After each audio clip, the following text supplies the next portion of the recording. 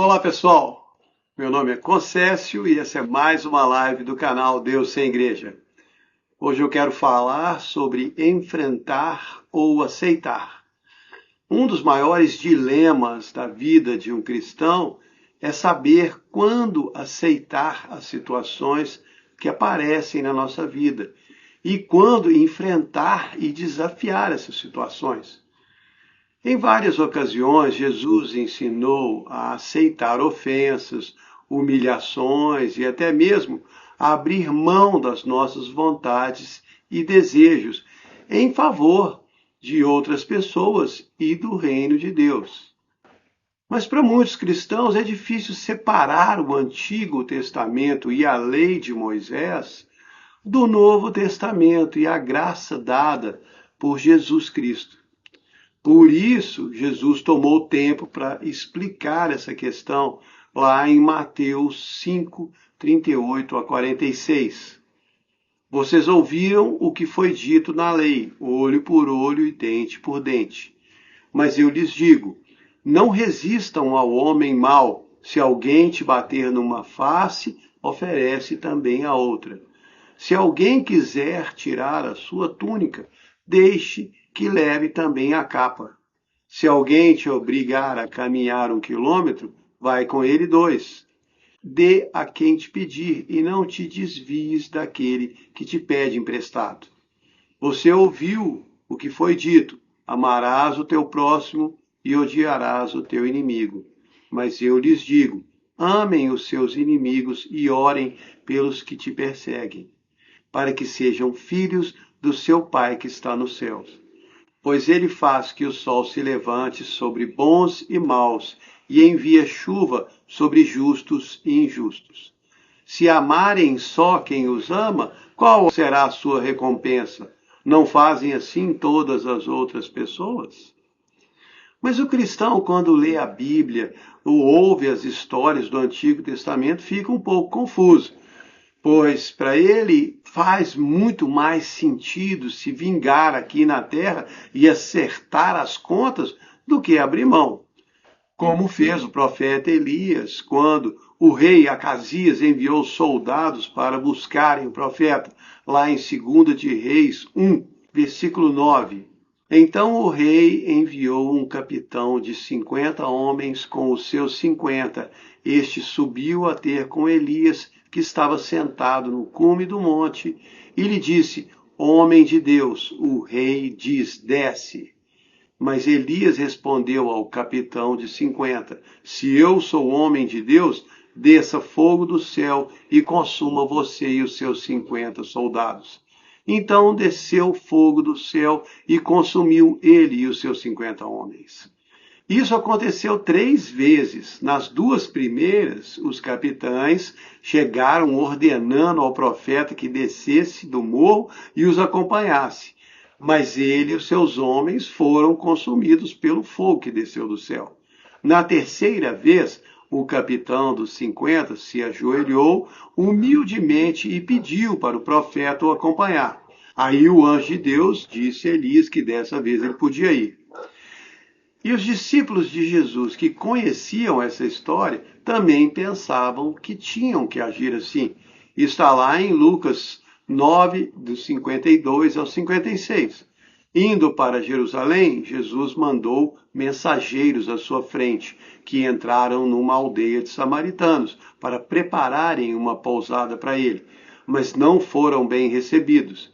Então os discípulos Tiago e João, vendo isso, perguntaram, Senhor, quer que nós mandemos descer fogo do céu para consumir todos eles, como fez Elias? Eles tinham o poder de Deus e sabiam que podiam fazer aquilo. Mas o que Jesus respondeu? Jesus os repreendeu e disse, vocês não sabem de que espírito são. O Filho do Homem não veio para destruir as almas dos homens, mas veio para salvá-las. E foram para outra aldeia. Então, se os próprios discípulos tiveram dificuldade de saber como agir, quanto mais nós. Mas nós temos os exemplos deles e tudo o que Jesus ensinou. Por isso é tão importante saber diferenciar o que foi ensinado pela lei no Antigo Testamento e o que foi ensinado por Jesus no Novo Testamento. Mas é claro que o orgulho do ser humano prefere seguir a lei. É muito mais fácil. Se alguém faz o mal para você, você vai lá e se vinga. Mas Jesus quer que você abra mão do seu próprio orgulho. Ele quer que você se esvazie. Foi isso que ele disse lá em Lucas 9, 23 e 24. Se alguém quer vir após mim, negue-se a si mesmo, tome cada dia sua cruz e me siga. Pois qualquer que quiser salvar a sua vida, vai perdê-la. Mas qualquer que por minha causa perder a sua vida, esse vai salvá-la. Perder a vida por Jesus. Esse é um conceito muito difícil de ser aplicado nas nossas vidas, muito mais nos dias de hoje. Ah, mas então eu tenho que abrir mão de tudo na minha vida? Esse seria o melhor dos mundos, é abrir mão de tudo, deixar tudo para trás e seguir Jesus de todo o seu coração. Mas eu sei que não é fácil, muito menos nos dias de hoje. Mesmo assim, você deve tentar abrir mão cada dia daquelas coisas que apelam para o seu orgulho. Eu não vou ficar aqui falando disso porque já gravei um vídeo inteiro sobre o orgulho. Recomendo quem não viu que assista, é muito bom. Mas esse assunto de enfrentar ou aceitar não acaba aqui. Porque nem sempre temos que aceitar tudo. E é aí que o cristão precisa da orientação do Espírito Santo para saber discernir as situações. O discernimento do Espírito é um dos dons do Espírito Santo que consta na lista lá em 1 de Coríntios 10, 12. E você precisa dele.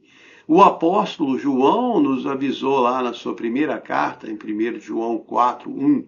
Amados, não acreditem em todos os espíritos, mas provem se os espíritos vêm de Deus. Então, nem tudo que é imposto ao cristão deve ser aceito. O que é muito difícil no mundo de hoje, porque algumas coisas são obrigadas. Nós somos forçados a aceitar muitas situações que não deveríamos. Não estou falando de situações que ferem o nosso orgulho ou nos incomodam pessoalmente. Essas situações são exercícios de humildade que até é bom fazermos cada dia. É o que eu chamo de engolir sapos. Dar preferência para os outros mesmo quando não queremos. Mas existem situações que não devemos permitir em nossas vidas e principalmente na vida daqueles que dependem de nós, fisicamente e espiritualmente. Agora eu estou falando abertamente de situações que ferem os nossos princípios cristãos. Em Romanos 13, o apóstolo Paulo ensina que Romanos 13, 1. Toda pessoa esteja sujeita às autoridades superiores, pois não há autoridade que não venha de Deus. As autoridades que existem foram ordenadas por Deus. Por isso, quem resiste à autoridade, resiste à ordenação de Deus. Mas nós, que sabemos de toda a maldade e corrupção que existe nos governos dos homens, questionamos essa palavra. Será que realmente deveríamos nos submeter a eles? Mas a palavra aqui é clara. Paulo continua, versículo 7. Portanto, dê a cada um o que é devido, a quem tributo, tributo, a quem imposto, imposto, a quem temor, temor, e a quem honra, honra. E não devam nada a ninguém a não ser o amor, pois quem ama o próximo cumpriu a lei. Até aqui tudo bem, então vamos lá, vamos nos submeter, baixar a cabeça e obedecer. Mas se em algum momento as autoridades aprovarem uma lei obrigando todas as pessoas a abandonarem a sua fé, negarem a Deus, você deve continuar se submetendo a essa autoridade, aceitar ou deve enfrentar? Os discípulos de Jesus não se submeteram a essa ordem. Nem mesmo quando foi imposta pela religião dominante da sua época, pelos líderes religiosos. Os apóstolos eram todos judeus. E a religião dominante da sua época queria obrigá-los a negar sua fé. E os discípulos de Jesus não se submeteram a essa ordem. Lá em Atos 5, quando eles foram pegos pregando no templo pela segunda vez, depois de terem sido avisados para não fazerem, os soldados da guarda do templo os levaram para o Sinédrio, que era a Suprema Corte do povo judeu, e lá o sumo sacerdote, que era a autoridade máxima, disse, Atos 5, 28, não ordenamos expressamente que vocês não ensinassem mais esse nome, mas vocês encheram Jerusalém com essa doutrina e querem lançar sobre nós o sangue desse homem. E qual foi a resposta que eles deram? Versículo 29. Pedro e os apóstolos responderam: é mais importante obedecer a Deus do que aos homens. E é aí que nós cristãos temos que nos colocar. Não só na questão de negar a Deus, mas em todas as questões que desafiam a nossa fé e colocam em risco os nossos valores cristãos. Porque o mundo de hoje não ensina para os nossos filhos valores cristãos na escola, nem na TV, nem nas mídias sociais, nem na roda de amigos. Porque, infelizmente, a maioria dos pais já abandonaram a fé e quando seu filho vai na casa de um amigo não cristão, a probabilidade dele ser mal influenciado é muito grande. E isso não acontece só com seu filho, acontece com você também. Quando você assenta numa roda de amigos e alguém vai lá e prega uma mentira descarada como se fosse verdade, ou debocha de Deus, debocha de Jesus, ridiculariza a fé cristã, o que você faz? Qual é a sua atitude? Você se acovarda, fica ali calado, aceita para manter a paz, para não se expor, para não passar vergonha? Ou você enfrenta? Não estou falando de botar lenha na fogueira, criar uma discussão, arranjar um bate-boca. Estou falando de se posicionar. Eu já fui questionado em roda de amigos sobre a minha crença na teoria da evolução. E numa mesa de bar apareceu o assunto, todo mundo falando que a evolução é que é a verdade incontestável. Aí uns começaram a debochar da história de Adão e Eva. E eu falei, eu acredito. E pronto. Se alguém tivesse vontade de ouvir mais, eu falava. Pelo menos eu me levantei para defender a minha fé, independente do que as pessoas pensaram de mim naquela hora. Ah, mas isso é a maior bobagem, nem vale a pena. Vale a pena, sim. Sabe por quê? Porque quando você faz isso, primeiro mostra que você não tem vergonha do seu Deus. Jesus falou lá em Lucas 9, 26, quem se envergonhar de mim e das minhas palavras, também eu me envergonharei dele quando vier na glória de meu Pai com os seus santos anjos. Se você é um cristão e se envergonha de Jesus, você não perde a salvação. Mas quando Jesus for te apresentar a Deus como um dos dele, ele vai ter vergonha de você. Imagina como você vai se sentir. E segundo, que é a sua obrigação dar testemunho do seu Deus, de Jesus, porque ele morreu por você. Jesus sofreu e deu a vida para garantir a sua vida eterna.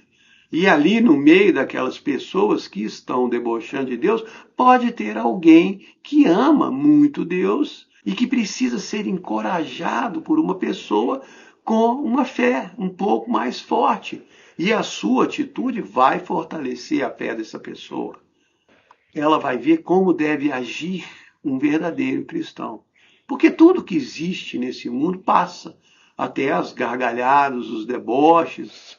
Eu já conheci várias pessoas que debocharam de Deus e de Jesus a vida inteira. E no final da vida foram correndo pedir perdão para Deus. É muito bom para o orgulho do ser humano ficar lá na roda de amigos contando vantagem, debochando da Bíblia, falando que não precisa de Deus para nada. Mas quando você está magro, fraco, doente, preso numa cama à beira da morte, sem forças para se levantar, e todo o seu dinheiro, seu orgulho não conseguem mais te ajudar, aí tudo muda. Você começa a enxergar a vida bem diferente. Pode ter certeza. E o cristão precisa saber se posicionar contra aquilo que ataca a sua fé e a fé daqueles que dependem dele.